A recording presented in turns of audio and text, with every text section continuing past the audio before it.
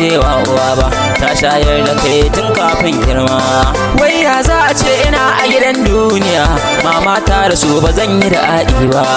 Fitar wannan rayuwa, na san duniya akwai jama'a da yawa, wani halinsa san ba zai burge kowa ba, domin rayuwarsa babu sanin daraja, da uwayensa kansu ya juyin baya.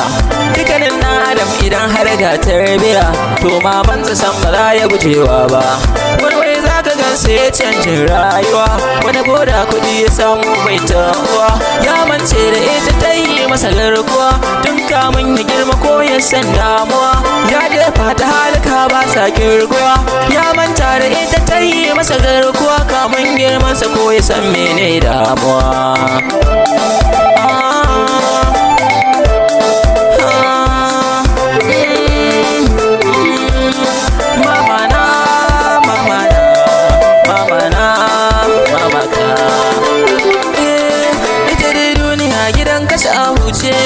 Yau da yan uwa tuni zan yi takaice, na hango wasu makansu yana kwance, ko da sun rasa uwayensu takaice, ba sa musu addu'a ko da sun mance, wannan duniya ba za mu ɗaya ba.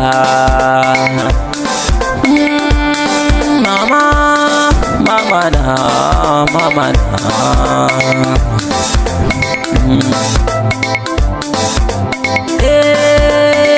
Kyautatawa mama, ya yan uwa sai mu yau a gun mama, in ko ta rasu in ko ta na nan mama, mu yau addu'a gurin mama, mu yau addu'a gurin mama,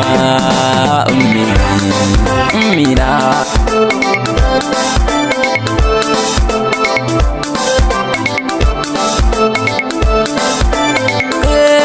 Mene da ya sa in guje mamata, domin na sani ita ta min gata, tun kamun girma ta bani dukan gata, momina ina ta godewa.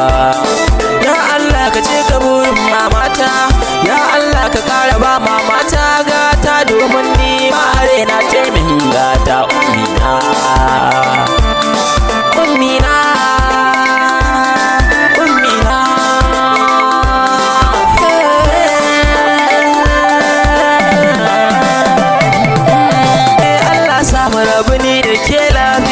Mama na kin koyan tarbiya, don Allah ka ce ka burin mama.